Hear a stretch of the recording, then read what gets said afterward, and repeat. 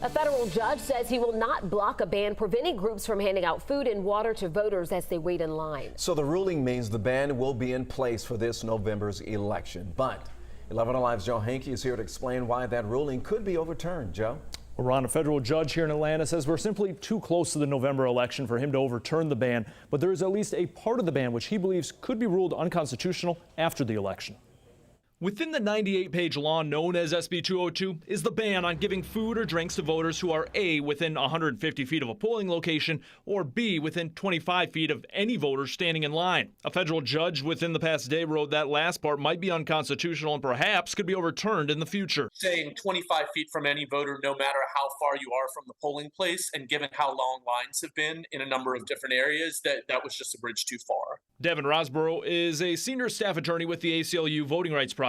He represents a group of plaintiffs that sued over the long list of voting changes in SB 202. Rosborough says his clients will continue to challenge the ban, especially the 25-foot restrictions. He argues handing out food and water is protected by the First Amendment. What the judge correctly recognized here is that our clients, by showing up and providing food and water, they're providing a message of support to voters in the face of obstacles, in the face of barriers to voting, such as long lines, that constitutes expressive conduct under the First Amendment.